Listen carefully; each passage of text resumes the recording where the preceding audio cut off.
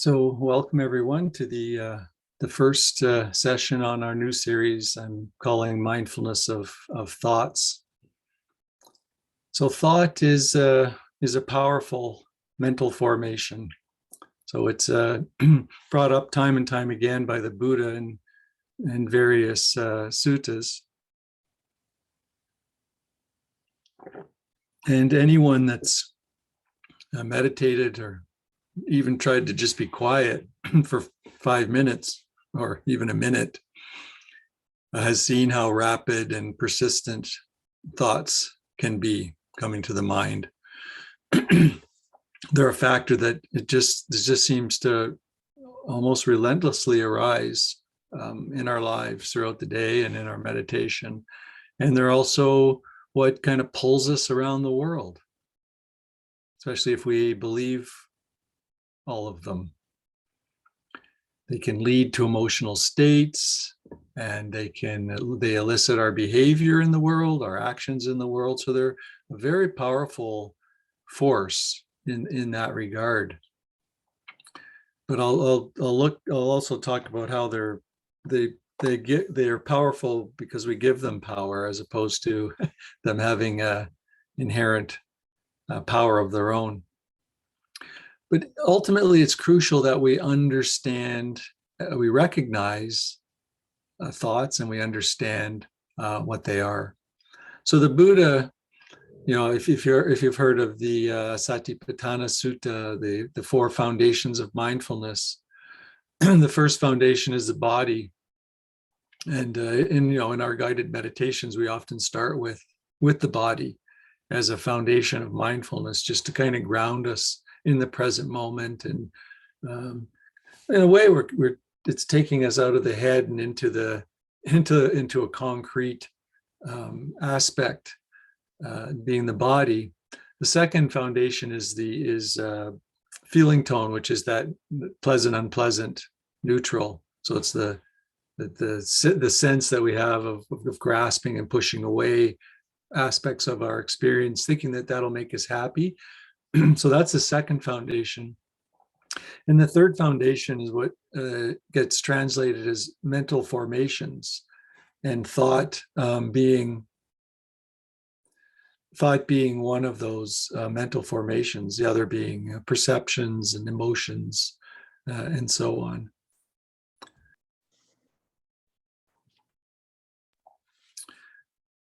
Well, welcome to the new member that just arrived. Hello. So we're just talking about mindfulness of thoughts. So, in our guided meditation, when I do guided meditations on thoughts, I always kind of go to sounds first. I say, just be aware of sounds as they arise. And people are don't generally take sounds personally, right? It's easy to just kind of see just sounds arising, even if it's, during the meditation, my stomach was growling, so it was making all kinds of sounds. Still not personal, there's just, digestion occurring, and you hear a bird, it's just birds. It's not, we don't identify with sounds. So it's easy for us to just see them arising and passing. So I always start with that, and then invite people to look at thoughts in the same way. It's just arising. It's just conditioned arisings. I've often called them in this group, they're secretions of the mind that are little more than nothing. And that's really what they are. They're secretions of the mind that are a little more than nothing. And so that meditation invites you to just kind of see, there's thoughts arising. They're not me, they're not mine, they're not any more personal than the sounds.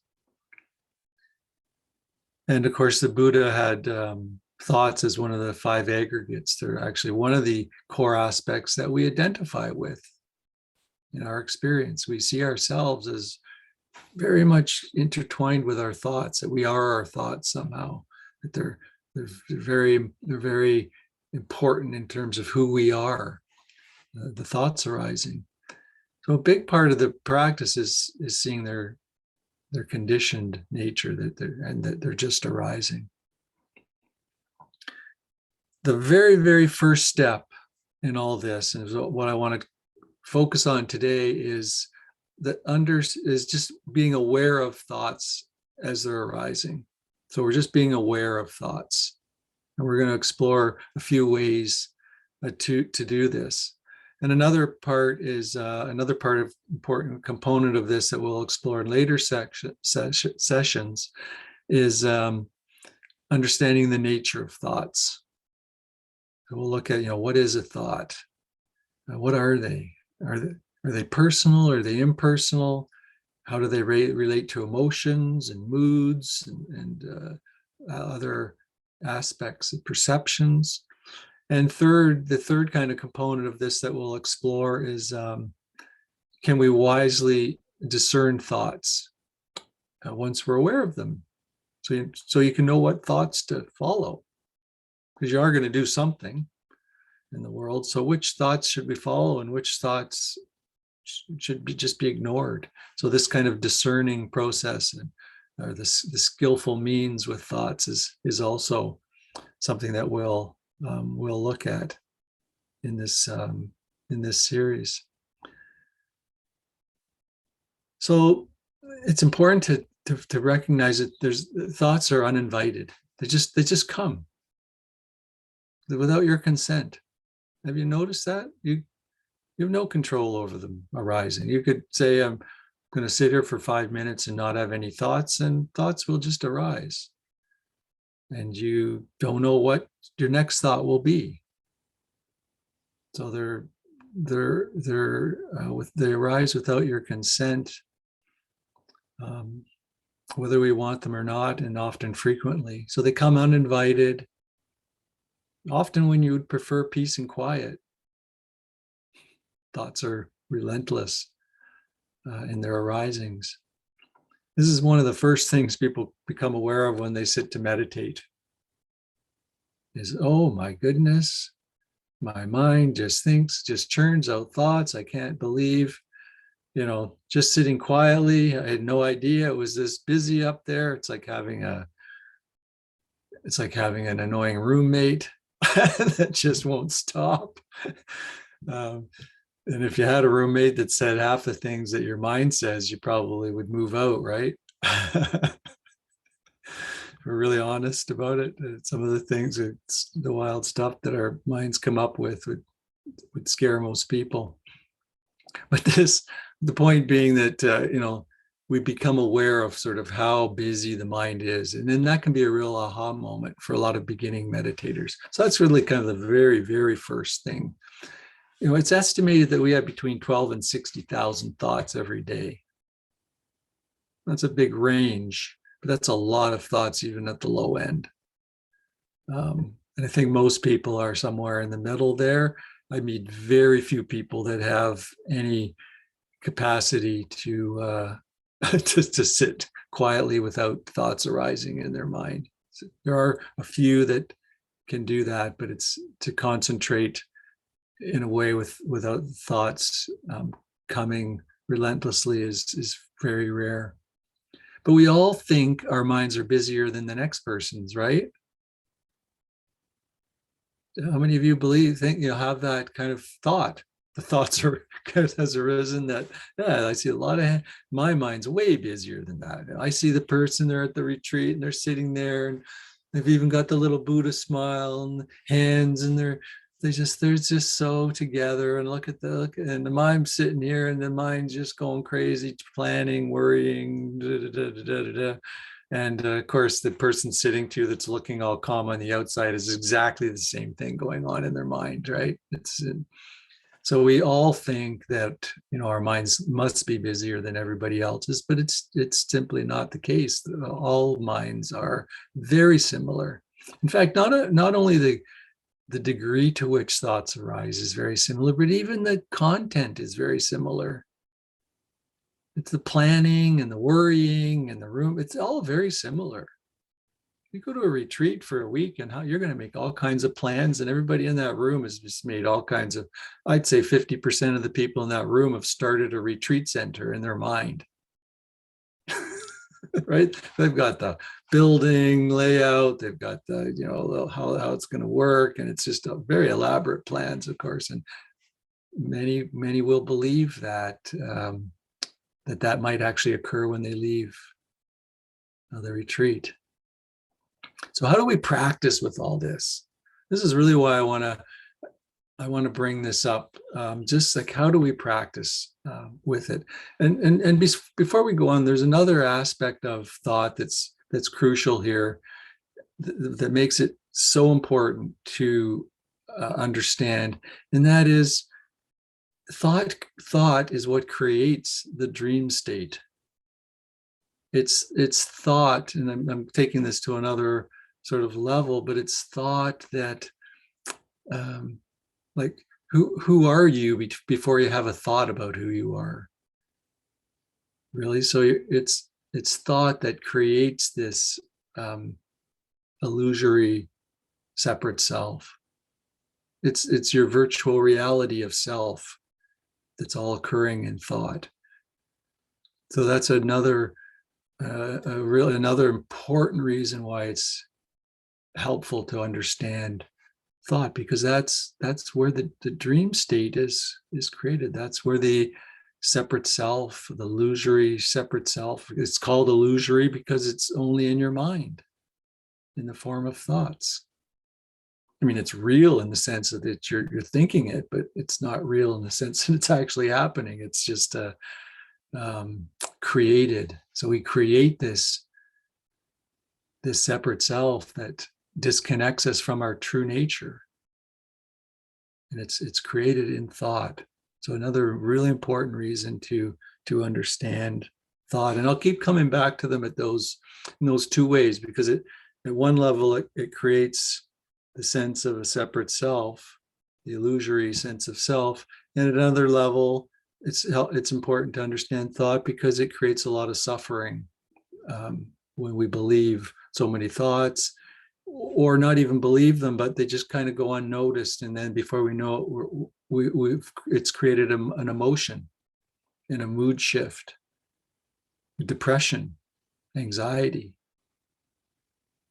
So it's important at both of those levels, and I'll continually speak about thoughts at both of those levels. How the level of how it creates a sense of a separate self, and therefore the dream state, and also how they can create suffering. So how do we practice with thought? And we're going to kind of work our way through this. I'm going to start at a very basic level. I've kind of given you the overview of why we're looking at thought, and the kind of two levels at which we'll come at it. And then that's why I said that this talk is really for people that have been doing this for decades and for people that are just starting out, because you'll see how you can relate to one or both of those levels depending on where your practice, where it's evolving to. So at the very outset, we practice by observing the process of thinking rather than the content of thought. So the content of thinking or thought is the actual story. He said, she said, I did, they did, I'm going to, I'd like to. It's the whole story. It's the content, right? So we're not focusing on the content. We're focusing on the process. The process is how thinking happens in the mind. Just watching how it, when and how it occurs. So mindfulness is the first step in this. Mindfulness helps make our thoughts conscious. If you're not conscious of thoughts, you're just simply being pulled around, pushed around by thoughts. Right? If you're not conscious of them, they're just kind of operating, constantly moving you in different directions. So conditioned thoughts arising from nowhere, and then we're feeling and acting based on those conditioned thoughts. So our lives can feel out of control in that sense, out of our control for sure. So sometimes people think the solution is more thinking. I've got to really, really think this through because I had this thought and it didn't work. So no, I got to just think more. I didn't actually think enough about it. I got to think more. In fact, so that we really do get sucked into that vortex of needing more thinking. People that have suffered trauma have really get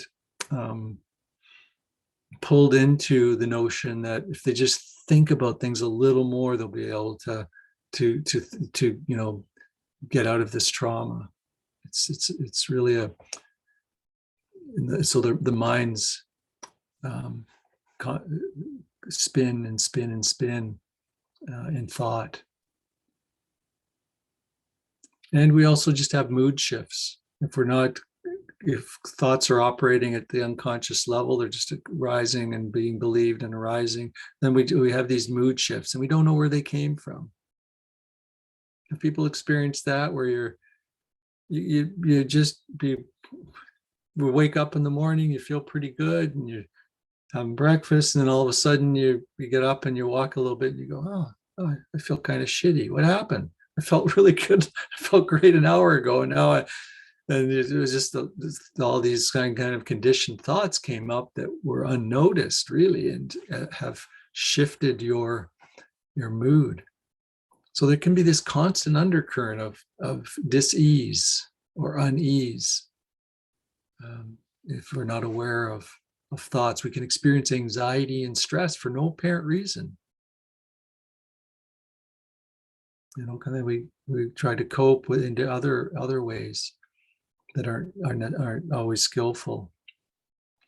So mindfulness can bring these conditioned thoughts into our awareness.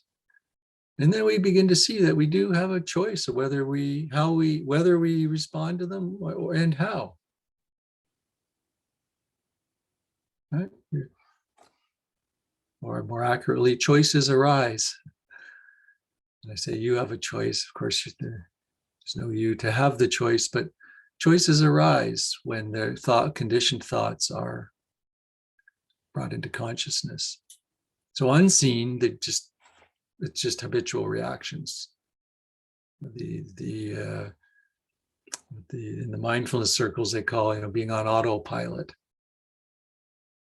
Conditioned thoughts arise, habitual reactions arise, which generate habitual patterns of reacting and behaving. So with mindfulness, we're bringing all thoughts to consciousness, including those that just kind of roam below the surface.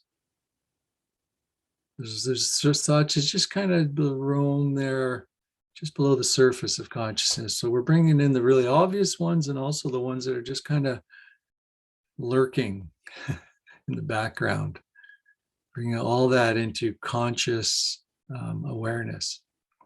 So a key practice for doing this is attending to thoughts. And this is what, a guided meditation where you start with sounds and then you just note thinking, there's thinking arising, just noticing it, not the content, just noticing that there's thinking. So it's noticing when thinking is occurring.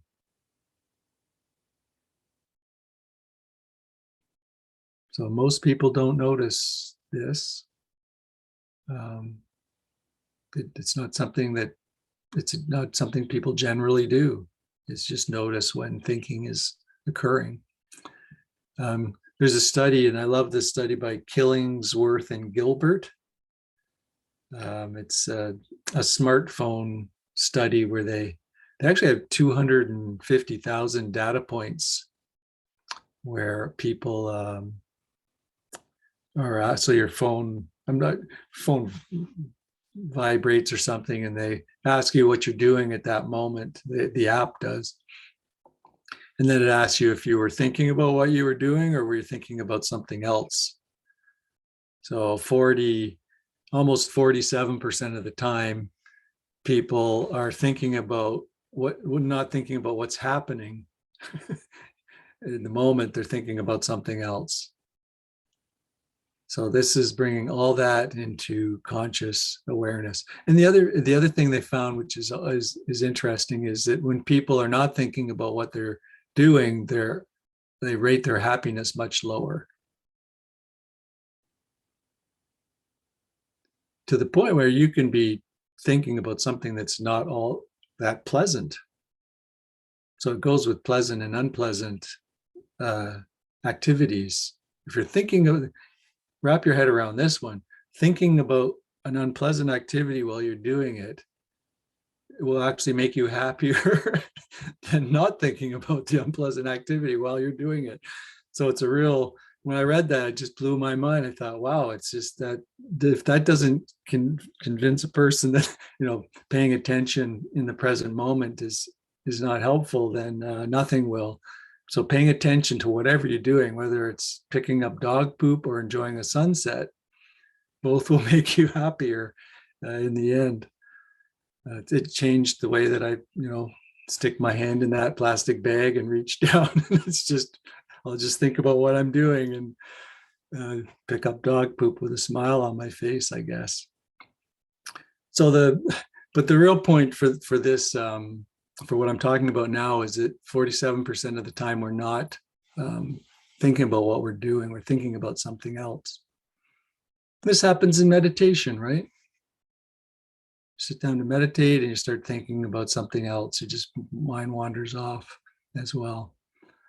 So in either case, whether it's while you're sitting to meditate or whether it's you going out in the world, looking at sunsets and picking up dog poop, you're conscious when thinking starts happening.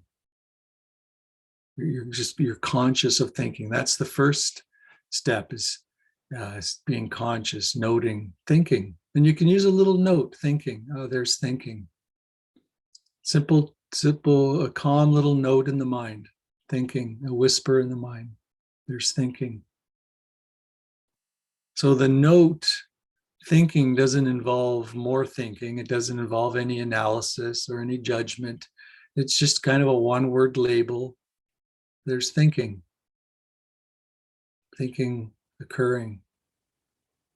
And this is using mindfulness to clearly recognize that the mind is thinking. And there's no need to sustain the thinking in any way, but just simply notice that it's occurring. And the more you do this, you may find that you notice the arising of thinking much quicker. Because, often if we're new to this practice, we'll notice thinking once it's gone on for a while. So kind of at the end of the thinking process, sometimes in the middle. The more you do this, the more likely it'll be that you'll be thinking will become conscious right at the beginning, just as it arises.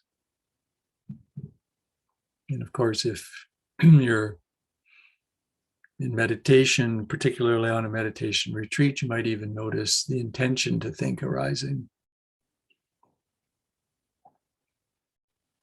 So you can catch this at the first moment of a thought. The first moment. You may be following the breath. You might notice just that moment when the mind leaves the breath and starts to think a thought. So there's thinking, back to the breath. That's the very first thing. And in fact, that's what I'd invite you to practice for the week. It sounds so simple, but it's amazing what you begin to notice as you do it over an extended period of time. And you don't need to, it's something you do it's a daily practice. You can do it all day. It's not something you just do while you're meditating. It's noticing, thinking. And of course, the second level of this is noticing your top 10 tunes.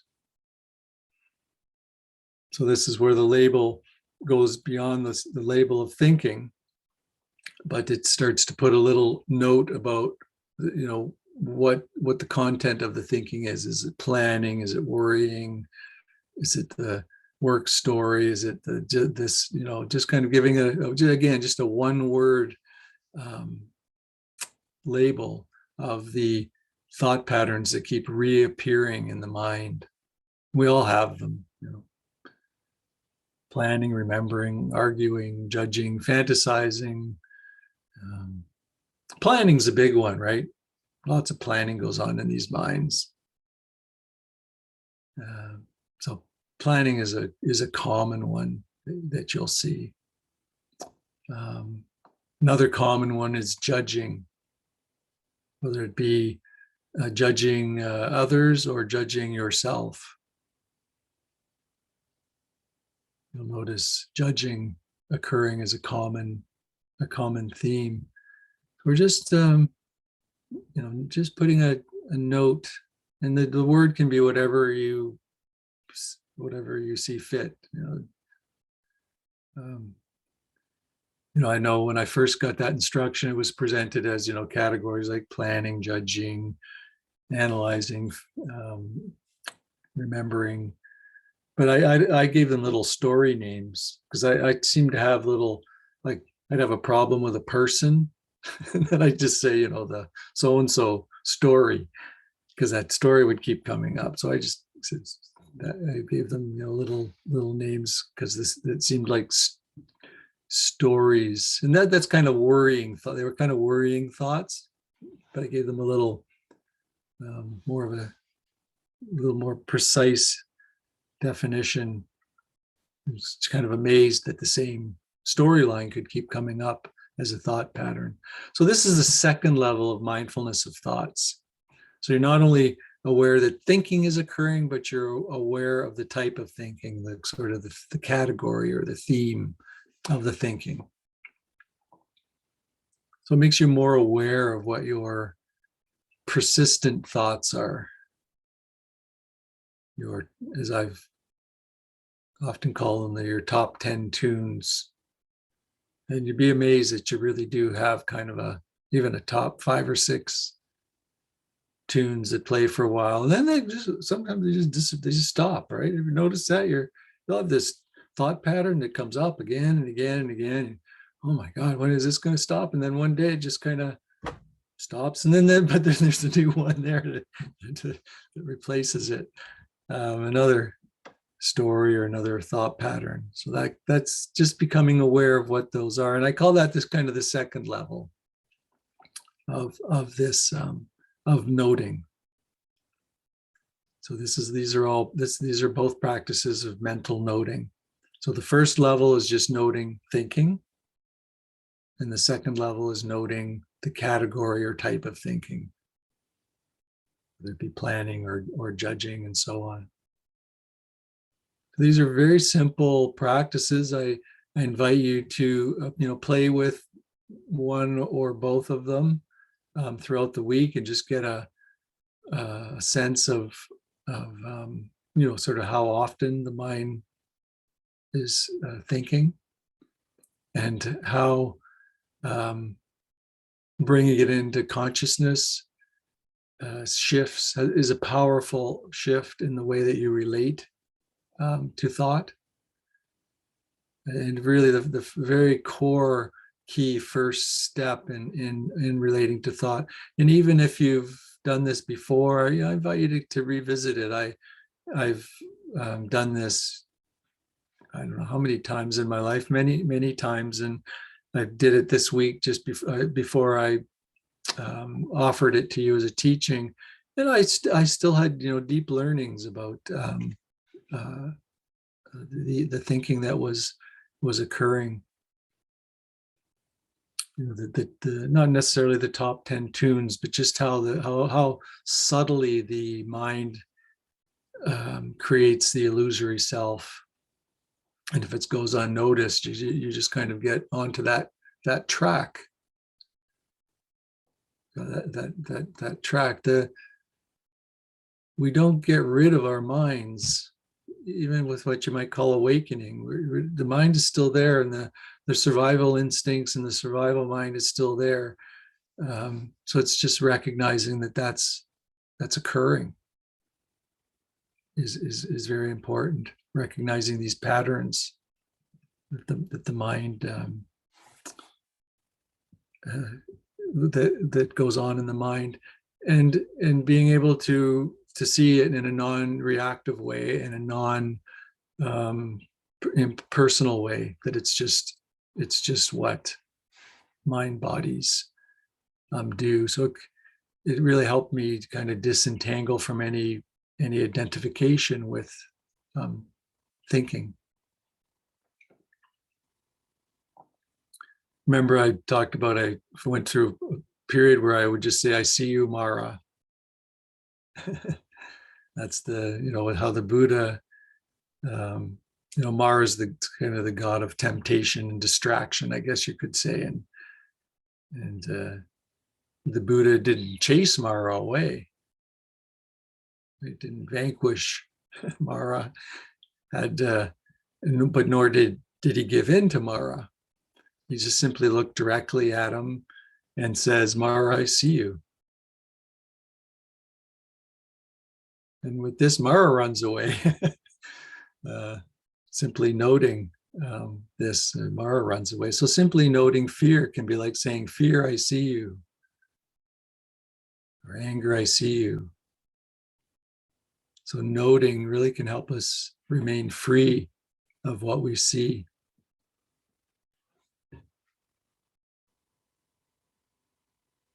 Yeah. So again, we're not trying to change or interfere with our experience here. We're simply bringing a deep, deep level of curiosity, to it. So bring that that sense of adventure and curiosity to the practice. Would be helpful, I think, and a sense of humor as well. Yeah. So I'll open it up to any questions at this point about mindfulness of thoughts.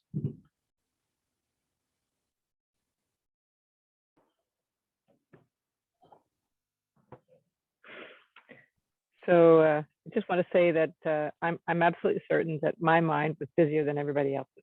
Just want to say that. Yeah. No, yeah. There's a few people that disagree. They're going, "I don't think so." Yeah. Yeah.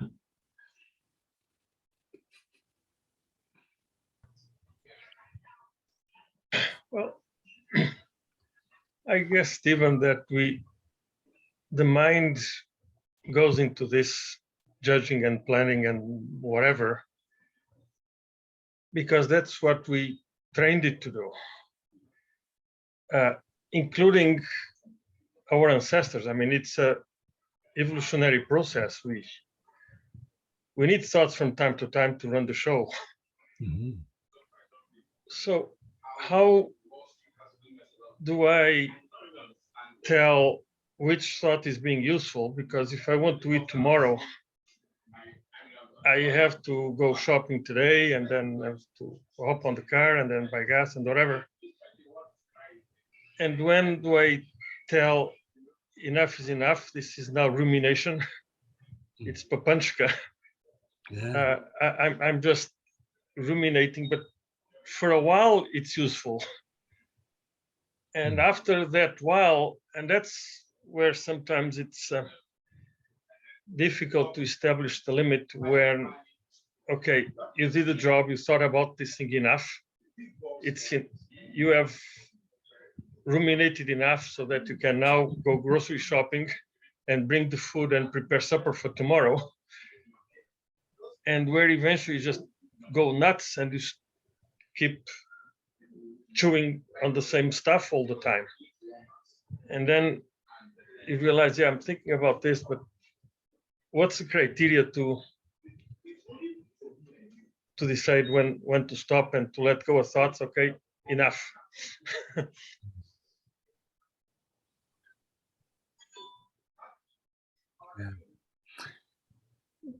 Yeah, so you're kind of jumping to session 3 and 4, but maybe 4, but that's fine. I mean, that's what's coming up. I often call it this the practical planning, and so there's a way, and we'll talk about how to discern practical planning from ruminative planning, and there's ways we can do that. And bringing mindfulness to the body is a core way, because we can actually feel the tension of the rumination in the body, whereas when we're doing practical planning, it just feels very natural, spacious, just necessary. It's practical. I need to do this because I need to eat, and it just kind of unfolds practically. But then there's some real telltales to know when that slips out of practical planning. But yeah, we need to do, of course, we need to use our minds to do all those very necessary things in our life. So I'm not going to go out and say any more than that, because I could make a whole session, and I don't want to kind of jump ahead. But that's some of what we'll talk about down the road. You want to make sure we come back for session 3 and 4. Yeah, it's like a, what do you call those? A teaser.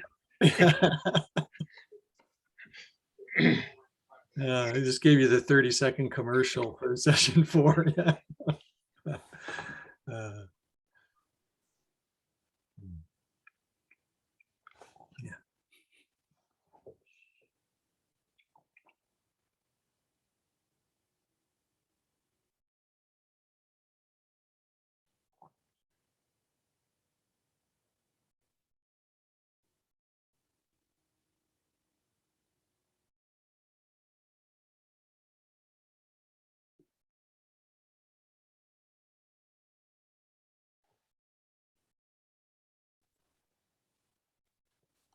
Thanks, Stephen. And everyone else for showing up on this lovely day. I definitely feel like I was really, really tempted to be going outside more than normal, like for on Thursday, but I never want to miss this. So I was just wondering, my question was specifically with respect to like the the thinking, the cognitive process, the mind and the brain around, and the body mind in with respect to trauma, because I think it's a whole different kettle of fish. The way that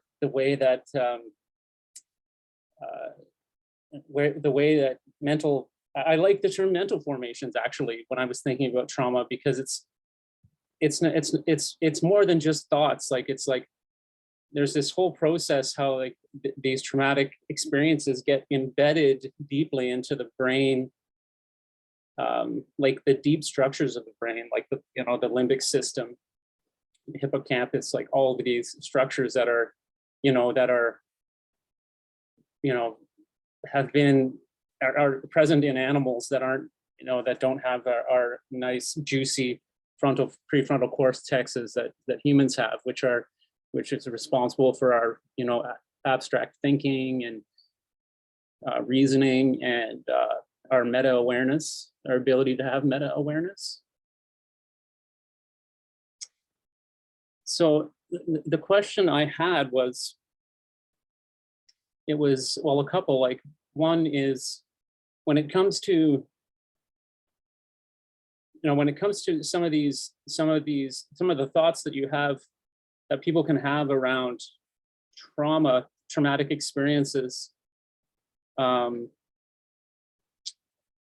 get to the point where the root of those deeply ingrained mental patterns, to understand that root, where it's coming from, is such a complex process. And so I'm just wondering, like, where that fits in and kind of in the kind of Buddhist psychology, I guess, if maybe you had any things. And also the element of, like the element of kind of the way that the body encodes trauma. Like it seems to almost bypass thoughts, like, and it does actually. It goes directly past our, human prefrontal cortexes and goes straight to the limbic system and can cause, it activates the fight and flight response. And this is like at the root of trauma. And I'm just wondering if you had any kind of input on how to, I guess, short of just being aware of the body sensations. Like, I guess more of the trauma sensitive mindfulness stuff, like being aware of the body sensations, but that can also be extremely difficult for someone with trauma. Actually, it can be almost impossible. So I'm just wondering if you had any tips in that respect. Yeah.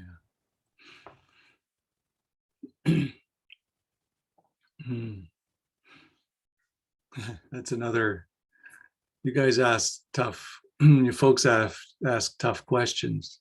That's a really involved question. There's so many ways to come at it. So, there's ways to come at it in terms of how we relate to thoughts. And given that's, what we're dealing with here, I could come at it that way. But you also brought out the very important aspect of the connection between mind body. So really coming at trauma through somatic practices, body awareness, soma. And that's generally where people come at it, right? They start with body awareness, very simple body awareness practices.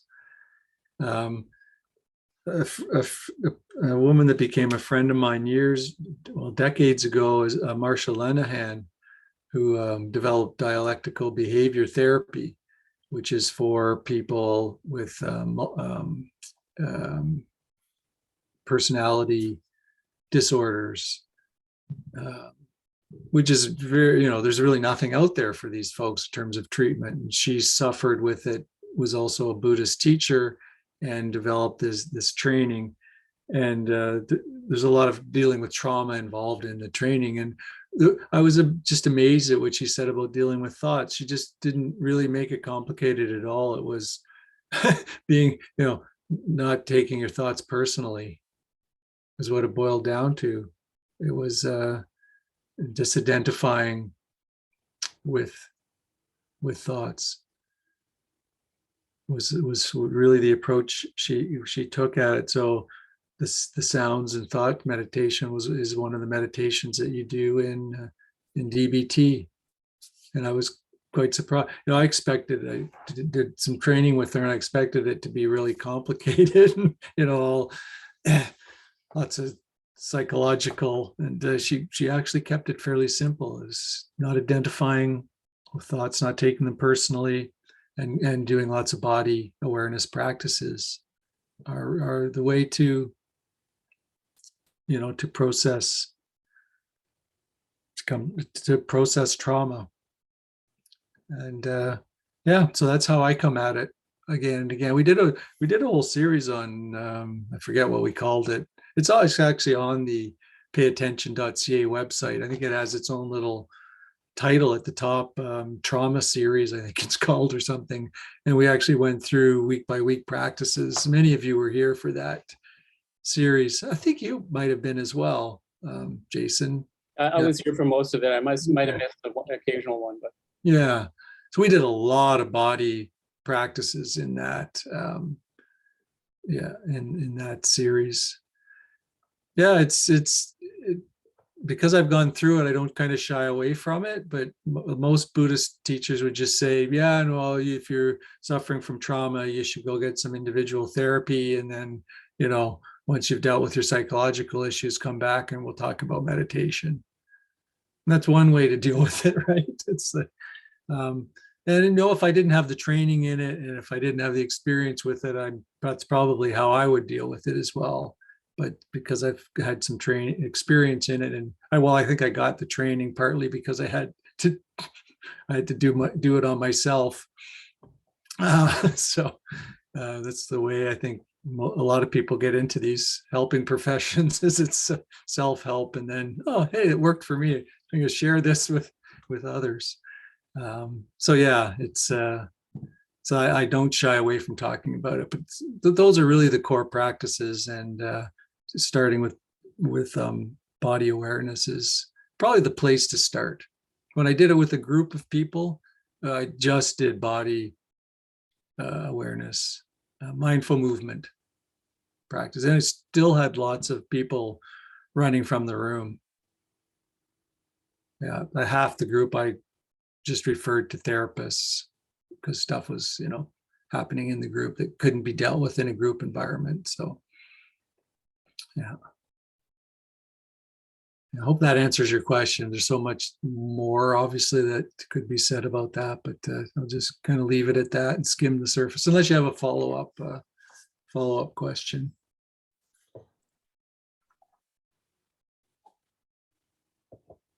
Well, that's really good.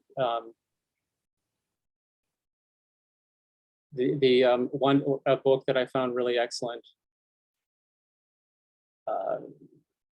It combines mindfulness with the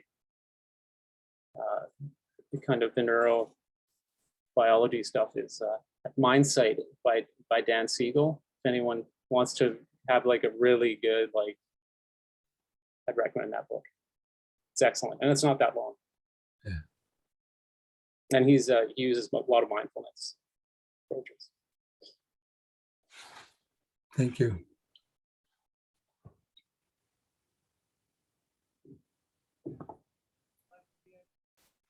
Hello, Stephen. Hi, everyone. No. So I'm going to try not to skip ahead like everyone else did. And it's hard not to. This is a loaded topic. Where I struggle, and actually I just had a conversation this week with a friend who's a meditation teacher. And I was saying that when things arise with me, because they're uncomfortable, whether it be anger or irritation or anxiety, I think I know it's human nature that we want to go towards pleasure and away from pain. Then my tendency is to fix it. And as you said, usually fixing it means ruminating. And of course, ruminating doesn't fix it. It just makes it worse. So he said, don't do anything. And I said, what? That's preposterous. What do you mean don't do anything? He goes, just notice it. I said, just notice it. Just notice it and don't try to fix it. That doesn't even make any sense to me. So I am not further than that. I literally just had this conversation with him recently, but the idea of being non-reactive and not taking it personally, I find really challenging to just sit with it because it's really uncomfortable, and I don't like to be uncomfortable, and I just want to not be uncomfortable. So that's where I'm struggling, is to just sit with it and just let it pass, because it doesn't really pass. It doesn't really pass. I'm like, okay, any minute now, it's about to pass. It's going to pass real soon. Days later, still ruminating, still looping. So I think that's where I struggle. Sometimes it's not as bad, but I do know that the ruminating happens more when I'm feeling a need to control the situation versus just observing it. So there's no question, that's just where I'm at. Just the non-reacting, not taking it personally, I think is such a great concept to see on my notebook, but in practice, not so much, but I'm working on it. So that's it, the end. That's all. Thank you. But you're seeing that the reacting causes suffering, and you're seeing that the trying to get rid of it doesn't get rid of it and causes suffering. So the more you see that, the more the pattern really gets kind of disentangled. Yes. The more you see it. So, because the way you describe it was such, you're taking us on a journey through you're seeing it. Even though you say, well, I do this, but I know, and then I see this, and then I do this, but then I know, and I see this. So you're seeing it. It's just seeing it again and again. You're going to see the third noble truth, the cause of suffering, and trying to get rid of it. And even a subtle, I'm going to accept this, Yes. so it goes away. I know, even as I said that out loud, I said, okay, that's still an act of doing. Make it go away. Wait for it to stop. Dissolve already. So hurry up, dissolve. No, I do notice it come up before. It used to be, kind of like, oh, I'm here, but now I'm like, oh, I see what's happening. And I actually just did a post about this, I think today or yesterday, where I liken it to having a bunch of my necklaces. I love jewelry, so I have a bunch of necklaces and they're all tangled together, and then I just want to get the necklaces out, and then I just get frustrated, and the more frustrated I get, the more, I guess it's kind of like the more tangled I get, and I just want to rip them apart. But I realize that everything is just, it's not as simple as that. And then just like noticing that. But anyway, it's a work in progress, but I do see it. I am seeing it more. It's just hurry up. Untangle already. But anyway, that's all. Thank you. It's interesting that you use the analogy of your necklaces all entangled, because I use the word to disentangle, and I didn't know you did the necklace thing, but and how do you disentangle that ball of entangled necklaces, right? And your description of just pulling them apart isn't going to work. So how do you do it? You just kind of get one and you kind of wiggle it and get to see maybe how it is entangled with the other entangles, and it's like disentangling a tangle. And that's really what the Buddha used, that kind of terminology in describing this practice, is disentangling a tangle. And so that's kind of that process of seeing. So yeah, you don't, I guess what did your teacher say? You don't have to do anything about it. You just, went out with all, he goes, just observe it. Just observe it. Yeah. Observe it. Just observe the thoughts. He goes, whatever it is, whether it's anger or, he was giving different examples of fear, this, that, and the other, just don't do anything. Because my thing is, well, maybe I'll just talk to more people about it, and then maybe they'll have some ideas. And then the more people, now I've just I've just spread out the web even further. And now more people are talking about it, and now I have to talk about it more. And I feel like I need to get some relief out of this. I need to not feel all these feelings. So maybe if I talk about the feelings more, I'll stop feeling the feelings. That makes no sense, even as I'm saying it out loud. At the time, it's really logical in my head. Just fix it, make it go away. So that's what I was saying, with, as you said, with the necklaces, because I've had that situation, and I just have to, it's patience and practice. I don't have to solve it all. And it's so deeply entangled, my deep childhood conditioning, social conditioning, cultural conditioning, ancestral, blah, blah, blah. It's all this thing. It's not as simple as, oh, I just felt uncomfortable today and I'm just going to not feel comfortable, but just that awareness, but not ruminating even over that, not going, oh, I wonder what it was. Maybe it was, 500 years ago, my ancestors on the island. That's still doing something. Like I'm still trying to figure it out. So it's really hard for me to just sit with it. Yeah, just observe. Yeah. So pick one that comes up most often. Okay. Whatever it might be. Yes. You probably remember my impatience story. Yes. So that was the one that came up for me a lot. So Yeah. the teacher just said, he actually told me to go out and create and put myself into situations where I would feel impatient so that I could work with it. Not only did he say just work with it when it comes up, he says, when do you feel impatient? And then he sent me there. go to a store, grab one item and stand in the longest line. I mean, so I was actually putting myself so that I would have impatience. And then I could just feel into the body, feel into the, and where do you feel that? So take one of yours, say, okay, where do I feel that in the body when it happens?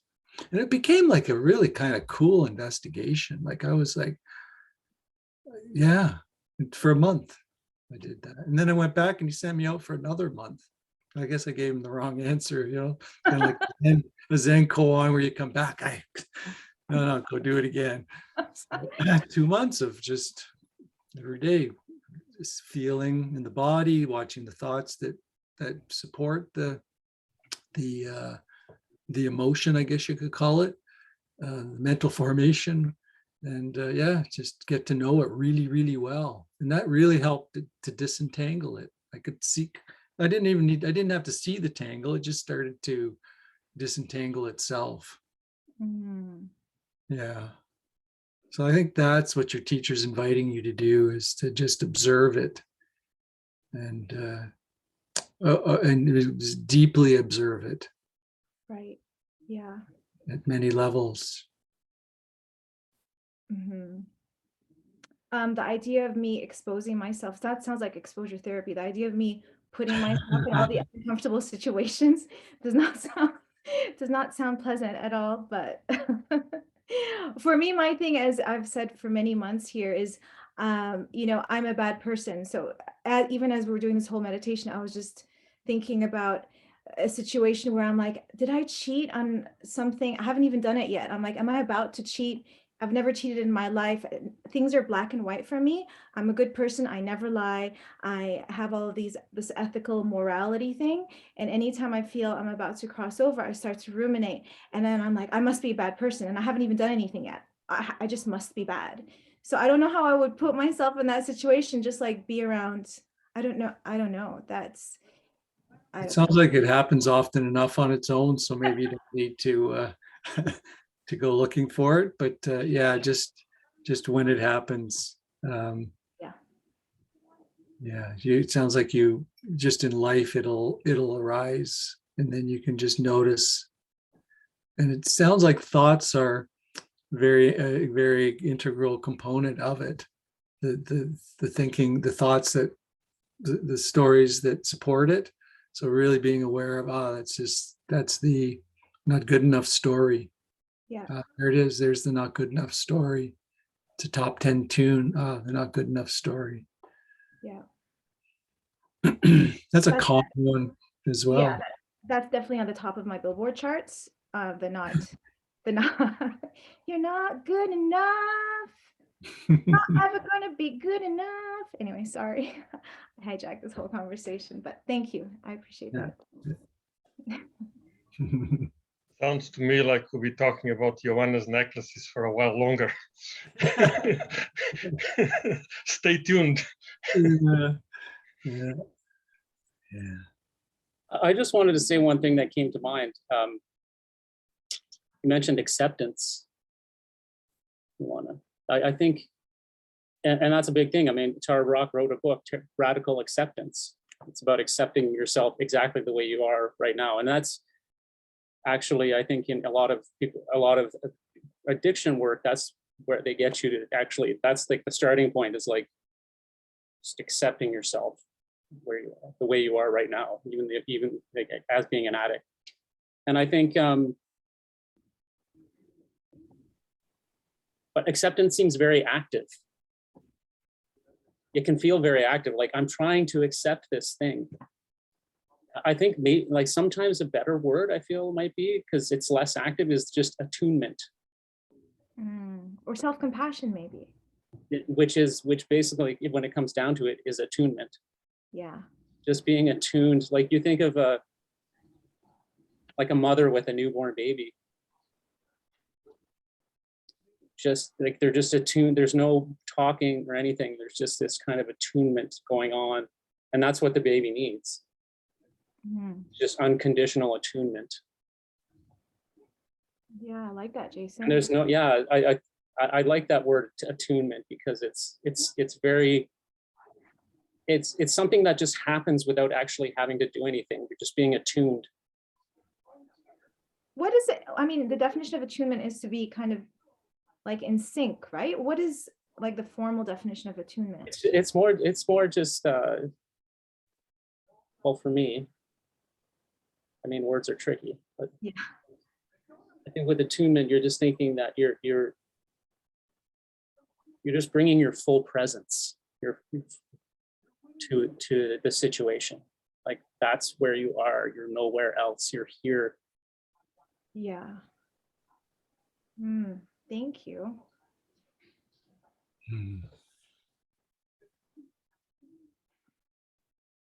Okay, everyone, it's time. Oh, sorry, go Yeah, ahead. can I just make a suggestion? I've been seeing a psychotherapist that does somatic healing, right? And it's really helped me. Like I've been doing this for over 2 years now.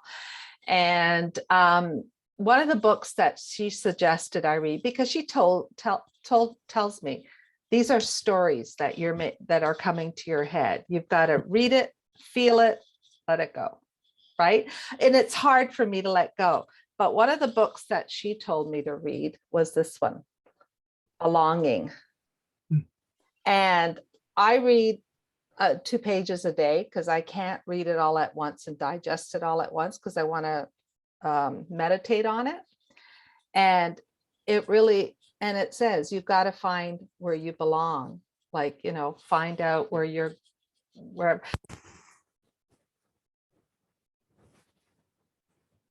Oh, we lost you, Delia. Yeah. Yeah, someone stopped coming through. Yeah. Okay, Oh, that's fine. no, there, we just heard you say that though. Okay. Thanks for sharing that. And I'm also cognizant of the time, so Lost you.